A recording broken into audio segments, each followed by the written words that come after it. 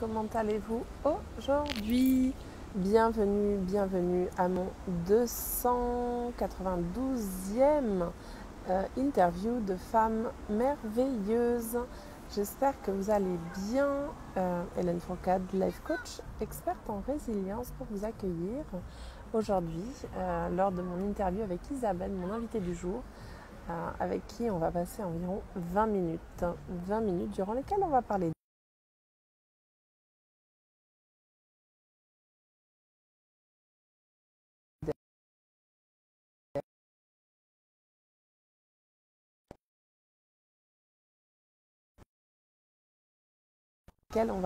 d'elle, de qui elle est, de comment est-ce qu'elle en est arrivée là. Isabelle, je te réceptionne. Alors Isabelle, coucou Isabelle. Bonjour, ça va? Ça va et toi? Ça va bien, merci. Je te remercie de me recevoir dans ce live ce matin. Je t'en prie, je suis désolée, je suis en extérieur, il risque d'y avoir un peu de bruit. Je couperai mon micro quand tu parleras pour pas que ça te perturbe. Je ne sais pas si tu entends beaucoup de bruit ou pas, mais au cas Non, où. moi ça me gêne pas du tout. Ok. Non, au Alors en tout contraire, cas, c'est très sympa. d'accord. Alors c'est vivant, je suis en Espagne, hein, donc il y a beaucoup de bruit. L'Espagne est très bruyante. Voilà. Non, mais il n'y a pas de souci. Merci de venir dans ce live avec moi. Comme je l'ai évoqué juste avant que tu arrives, on va parler de toi, de qui tu es, de qu'est-ce que tu fais et de comment est-ce que tu en es arrivé là. Et si tu es OK avec ça, j'aimerais que tu te présentes très brièvement, de manière très courte et concise, et que tu me dises qui es-tu. Puis après, on va aller dans les détails. Tu es OK avec ça? Ok, bon, alors moi je suis Isabelle. Alors ça fait 1 an que je me suis lancée comme coach. Mhm. Je suis certifiée en coaching identitaire. Ouais. Et puis donc suite à une reconversion professionnelle, parce que j'avais fait un burn-out en 2018. Avant, je travaillais dans la santé publique. Et D'accord. voilà, donc il y a eu tout un travail de prise de conscience pour en arriver à justement devenir coach. Et Ouais. puis voilà, et là ça fait quand même à peu près, pas tout à fait 1 an. Et mes centres vraiment d'intérêt dans mon activité professionnelle, c'est la confiance en soi, le pardon et sortir de l'emprise psycho-émotionnelle. Bon, enfin bon, je pense qu'on va pouvoir en reparler. Oui, on va Voilà. y aller. Justement, merci déjà pour cette présentation euh, très intéressante, courte, concise. Et alors maintenant, on va aller justement dans les détails. Qu'est-ce que tu proposes aujourd'hui? En quoi ça consiste le coaching identitaire? Donne-nous plus d'informations et de détails pour les personnes qui nous écoutent justement et celles qui repasseront en replay. Je t'écoute. Bon, alors, le coaching identitaire, c'est une façon d'approcher justement de travailler sur des blessures profondes et inconscientes. C'est-à-dire qu'on a des moyens de travailler donc en génératif, en passant par le corps, en allant se reconnecter à des blocages, et parce qu'au travers du corps, on peut aller se connecter à ses émotions. Et Mmh. souvent, les personnes bloquent par rapport à ça, restent dans leur mental, donc ça permet de limiter le flux du mental et d'aller justement ressentir, apprendre à ressentir les sensations de son corps et voir d'où viennent les blocages pour aller voir en profondeur. Alors souvent on va tomber sur des blocages, enfin sur des peurs, des croyances limitantes, des blessures plus profondes. Donc c'est une méthode qui va nous permettre justement d'amener les gens à se débarrasser de blocages enfouis depuis très longtemps Ouais. et qui justement à l'âge adulte, ils ont des difficultés, notamment dans leur vie relationnelle. Ils ne comprennent pas pourquoi ils réitèrent toujours des schémas toxiques et voilà. Et ça permet vraiment d'aller voir en profondeur la cause, quoi, et de les Mmh. libérer. Ok. Voilà. Et alors, comment tu procèdes justement? Comment est-ce qu'on peut travailler avec toi? Sous quelle forme? Voilà, raconte-nous plus en détail finalement. Actuellement, moi, je fais beaucoup d'accompagnement individuel. Mhm. J'essaye de. Moi, j'aime l'approche quand même un peu plus longue parce que je trouve que c'est plus intéressant et ça permet plus d'aller en profondeur quand on voit les gens plusieurs fois de suite. Et c'est vrai que les coachings identitaires dans le corps, c'est pas toujours facile. Et souvent, les gens tombent sur des choses, moi-même pour l'avoir expérimenté, donc déjà sur moi, c'est vrai que ça remue quand même, parce qu'on n'est pas habitué à aller se confronter à certaines parts de nous-mêmes qu'on ne connaît pas du tout. Donc c'est vrai, c'est pour ça que moi j'aime bien les accompagnements un peu plus longs parce que ça permet de travailler de différentes façons et également bon moi je pratique le soin Laoshi donc je mets dans mes accompagnements de la méditation et du soin Laoshi pour justement avoir une approche très holistique globale. Voilà. Est-ce que tu peux nous parler justement un peu plus en profondeur du soin Lao Chi, puisque bah, je suis pas sûre de le connaître, j'en ai jamais fait, donc moi ça m'intéresse de savoir un petit peu en quoi ça consiste. Bah, c'est vraiment un soin. Enfin, moi, je ne connais que, moi, je me suis formée à celui-là, de haute fréquence et puis vraiment moi, je trouve que dans mes accompagnements, ça permet d'aller plus en profondeur, de retrouver une certaine, de libérer des blocages de façon beaucoup plus douce. Et alors, je fais tout à distance. Hein, je fais pas en présentiel, mais ça permet. Je vois chez des personnes qui sont très tendues, ça leur permet de se libérer de façon très douce, très. C'est vraiment un soin de guérison. Et je trouve ça très.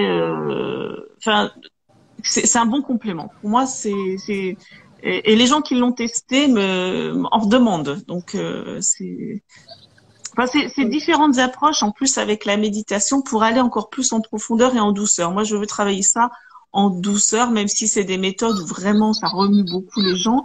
C'est de le faire dans la plus grande fluidité et la plus grande douceur. Donc justement, donc tes accompagnements, tout à l'heure tu m'as dit que tu aimais bien les accompagnements longue durée. On parle de combien de temps? De 3 mois, de plus?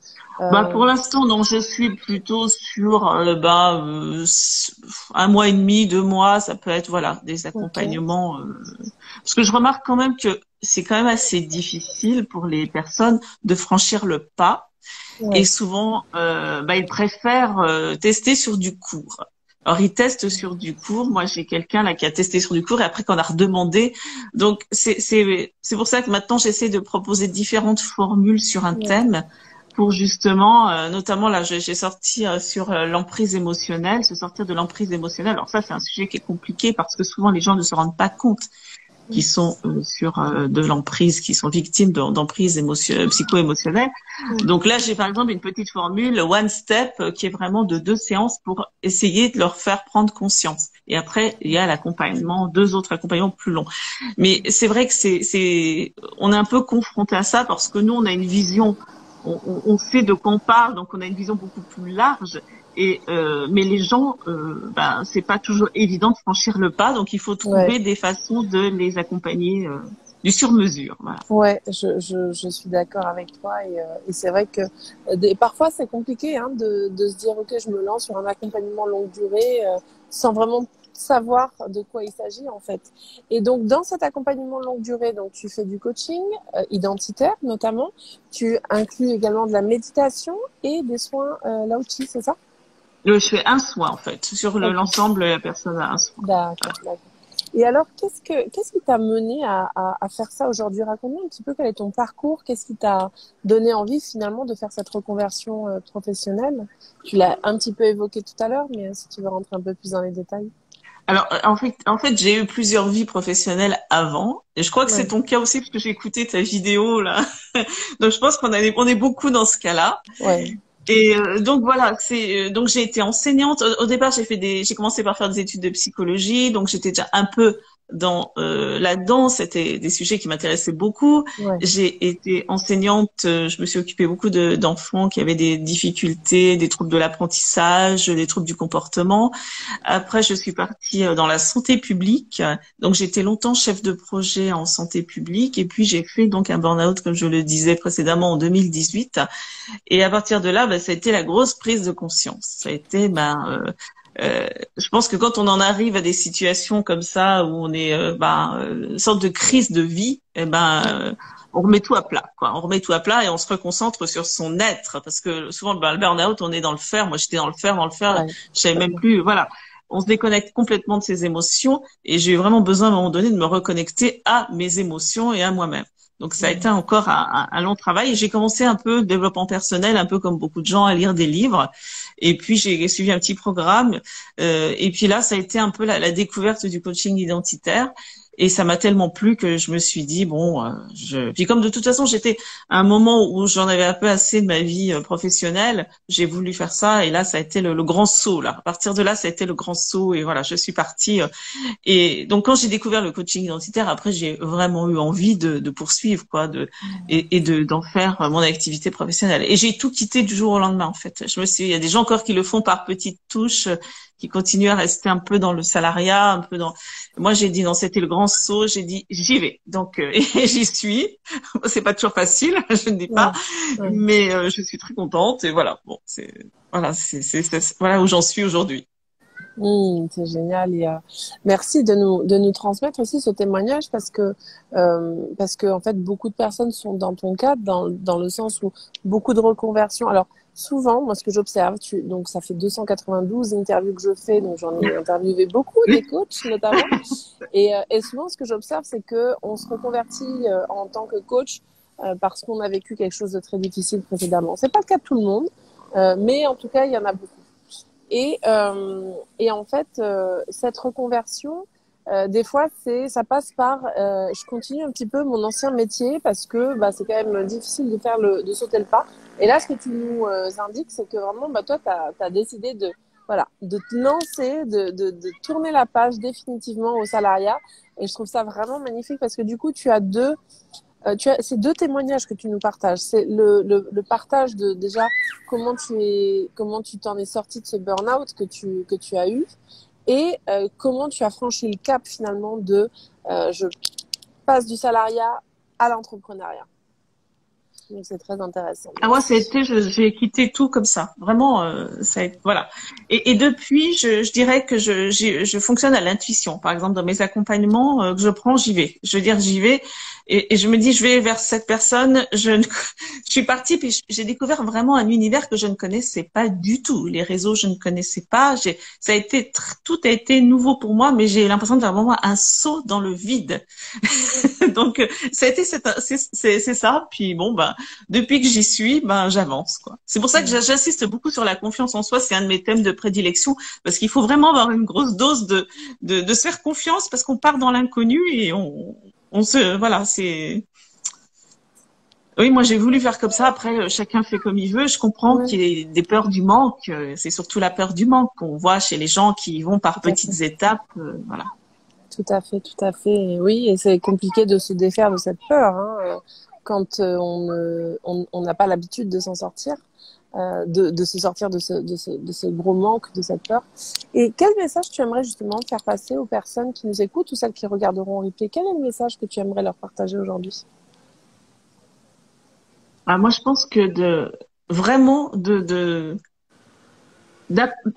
s'écouter, quoi. Vraiment de se faire, mais vraiment, quand je dis se faire confiance, c'est aller à l'intuition, mais ça se travaille. C'est des choses qui se travaillent parce que il faut vraiment arriver à. Moi, je sais que je l'ai travaillé sur moi parce que j'étais vraiment pas quelqu'un qui avait confiance et j'avais toujours besoin du regard des autres.